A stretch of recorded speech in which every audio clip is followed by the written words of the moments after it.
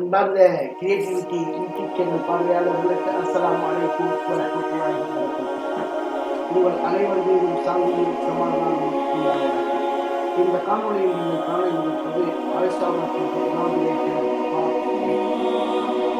இது வந்து மகிழ்வுக்கு பிறகு ஒரு மேடை ப்ரோக்ராம்.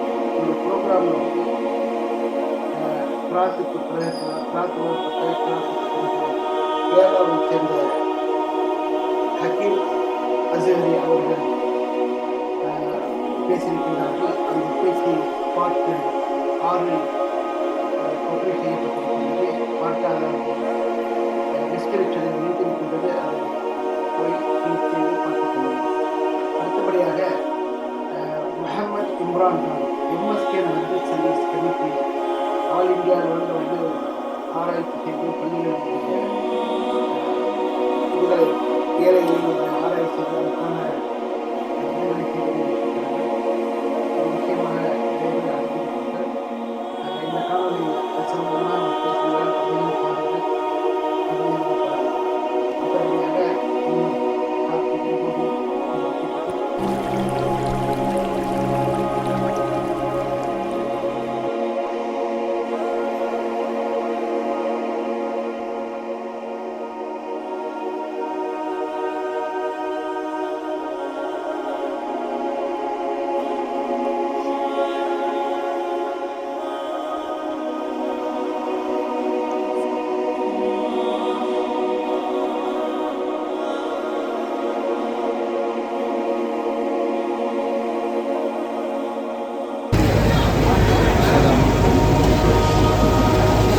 عليكم ورحمة الله تعالى وبركاته.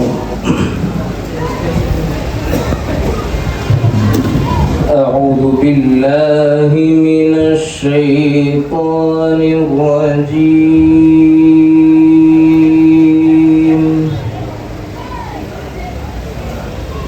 بسم الله الرحمن الرحيم.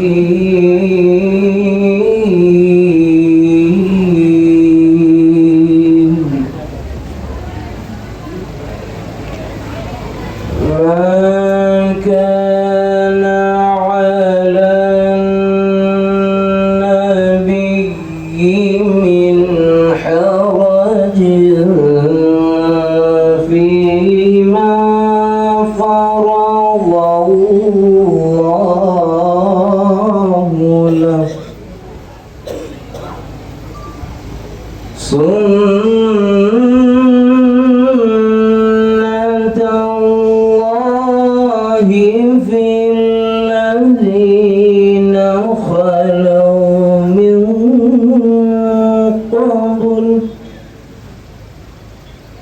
وكان أمر الله قدرا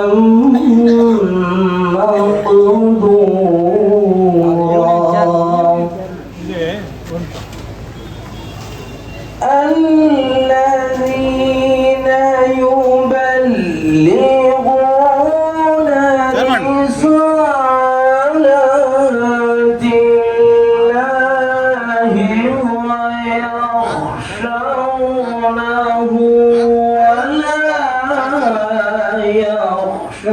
ويخشونه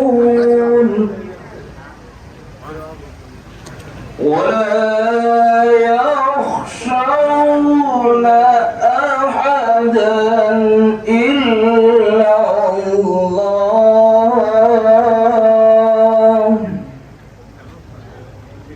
وكفى بالله حسيبا.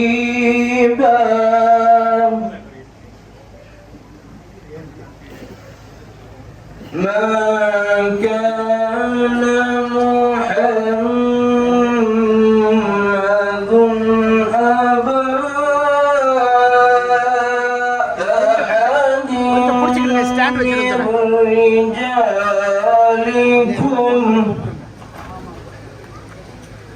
من رجالكم ولكن رسول الله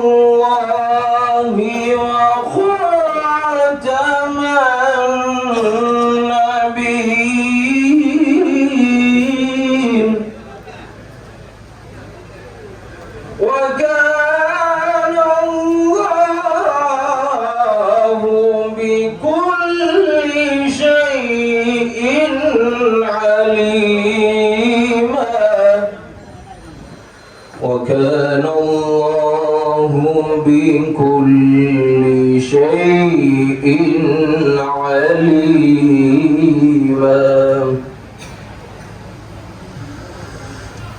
يا أيها الذين آمنوا اذكروا الله ذكرا كثيرا وسبحوه بكرة وأصيلا هو الذي يصلي عليكم وملائكته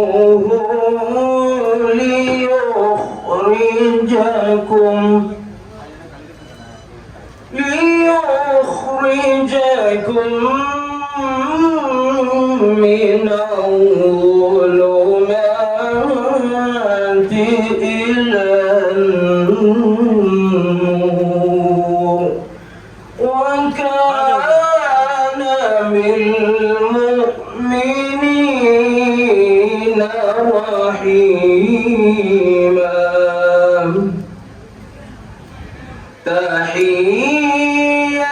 تحياتهم يوم يلقونه سلام وأعد لهم أجرا كريما صدق الله العظيم السلام عليكم ورحمة الله تعالى وبركاته جزاك الله خير அடுத்ததாக வரவேற்புரை ஆற்றுவார்கள் அதுவே ரயில் பயணிகள் நலச்சங்கத்துடைய செயலாளர் மரியாதைக்குரிய ஏஐ அப்துல் ரசாக் அவர்களை அழைக்கிறேன். ஒரு நிமிஷம் அப்படியே பிடிச்சிக்கணும். السلام عليكم ورحمة الله وبركاته. மேடையில் வீட்டிற்கும் மரியாதைக்குரிய டாக்டர் அப்துல் ஹக்கீம் அஜ்ஹரி அவர்களையும் தலைமை தாங்கும் ஏஎம்கே அகமது அவர்களையும் மரியாதைக்குரிய காக்கா அப்துல் காதர் சார் அவர்களையும்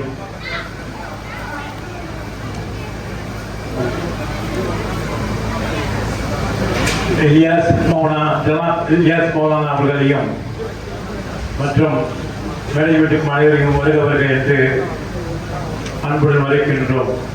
இன்னும் சிறிது நேரத்தில் மரியாதைக்குரிய எம்எல்ஏ அண்ணாதுரை அவர்களும் மாண்புமிகு பாராளுமன்ற உறுப்பினர் முழுசெல்வி அவர்களும் வர இருக்கின்றார்கள். அவர்களையும் வருக என வரவேற்கின்றேன். அஸ்ஸலாமு அலைக்கும் வரஹ்மத்துல்லாஹி வபரகாத்துஹு. ஜஸாக்கல்லாஹ் ஹைர். அடுத்ததாக துவக்க உரையை ஆற்றுவதற்கு கேரளத்தில் டாக்டர் முகமது அப்துல் ஹக்கீம் அஸ்ஹரி அவர்கள் வந்திருக்கிறார்கள். அவர்களை பற்றிய சிறிய அறிமுகம். India, taking charge of the legacy gifted by the Muslim scholarship in India, he came out as a vibrant teacher for millions and empathizer for the needy. Dr. Azhari is a change maker in bringing holistic development to different social pilgrimages of the society and educational backgrounds. Dr. Azhari is a man of impeccable leadership and willpower who has chosen the right path of enlightened, undergirded by his thoughts in Islamic philosophy of Indian development for the last 25 years.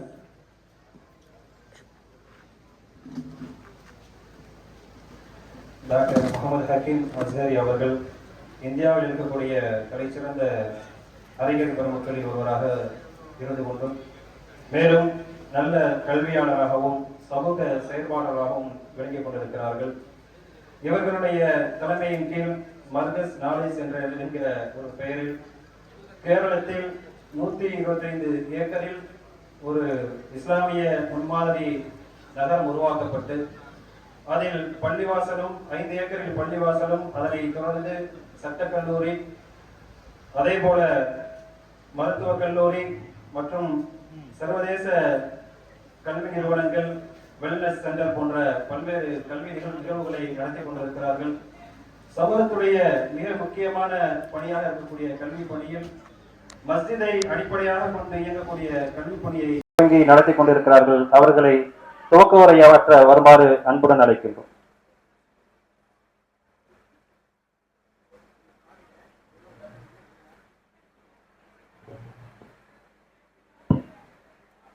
السلام عليكم ورحمة الله وبركاته. بسم الله الرحمن الرحيم. الحمد لله رب العالمين.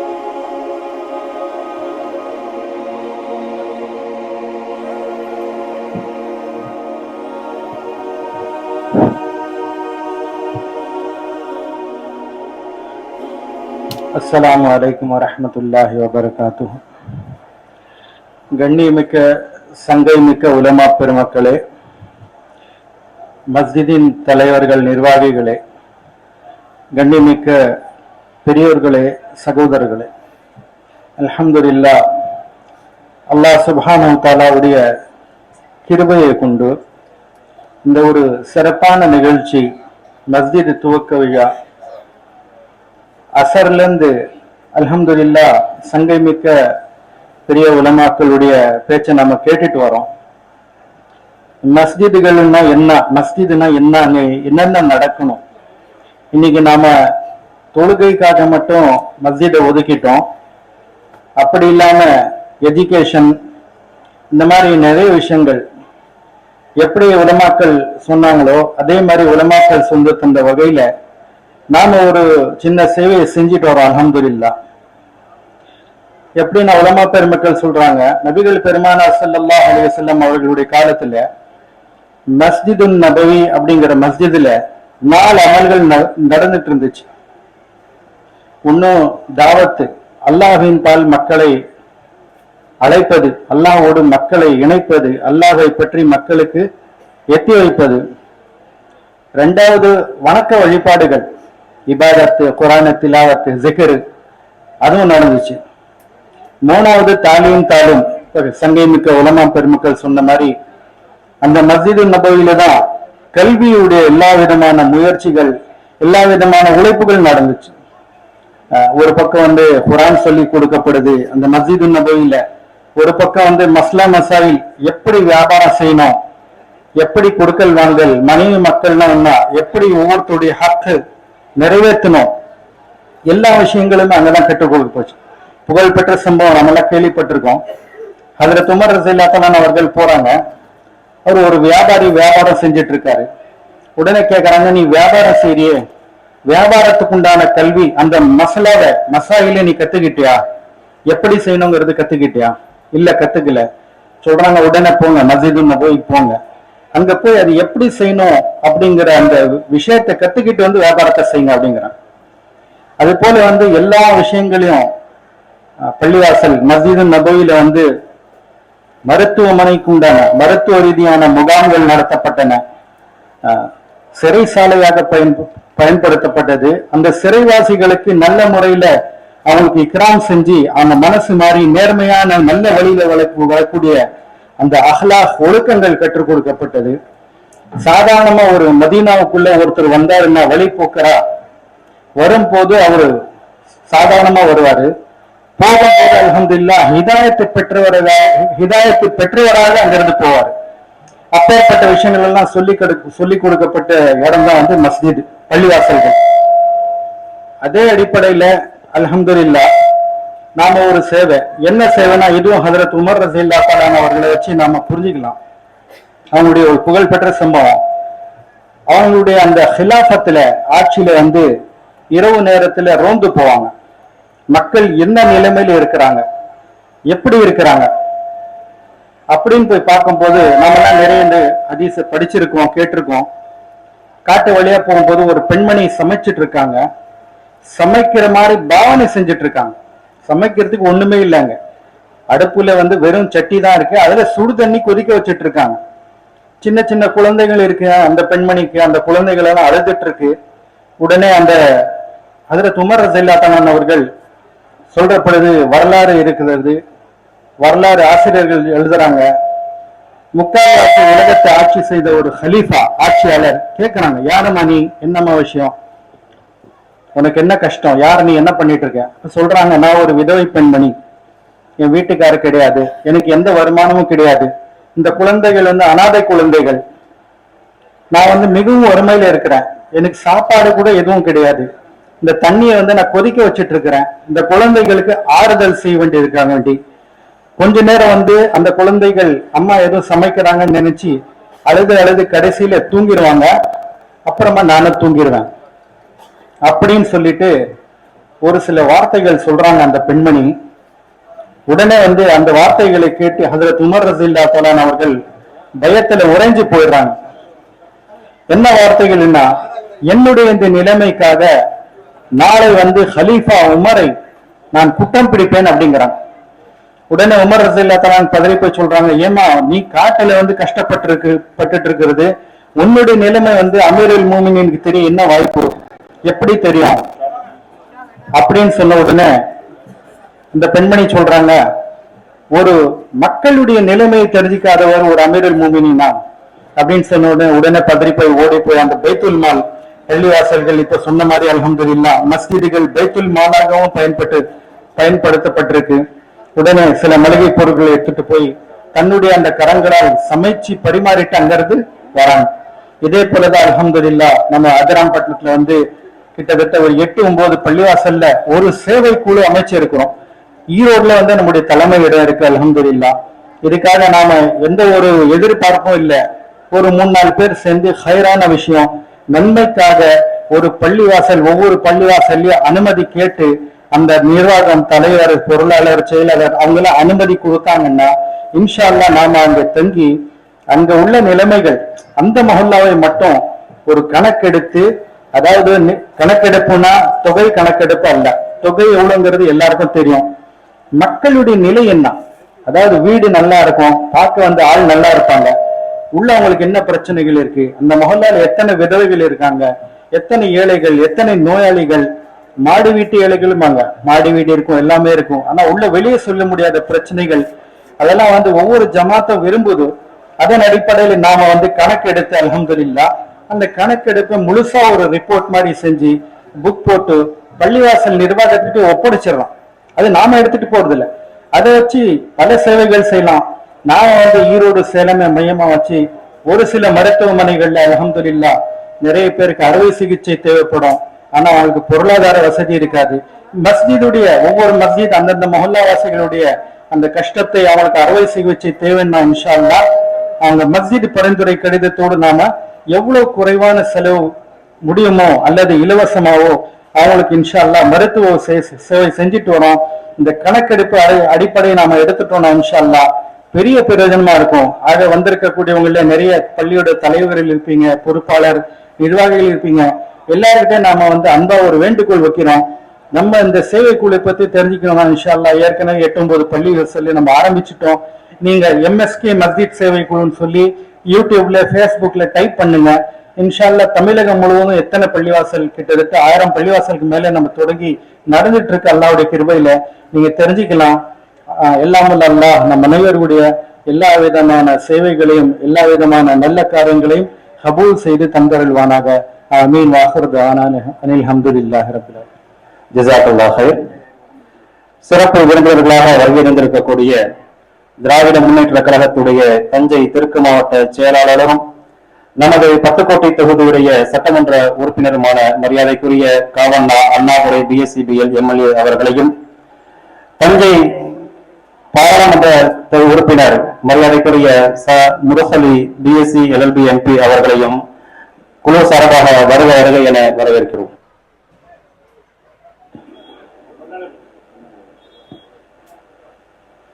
அடுத்ததாக சிறப்பு விருந்தினர்களை சிறப்பிக்கும் விதமாக வருகை இருக்கக்கூடிய மரியாதைக்குரிய சட்டமன்ற உறுப்பினர் காவண்ணா அண்ணாதுரை அவர்களுக்கு மஸ்ஜித் குழுவின் சார்பாக MS சிஹாபுதீன் காக்கா அவர்கள் பொன்னாடை பொருத்தி கௌரவிப்பார்கள்.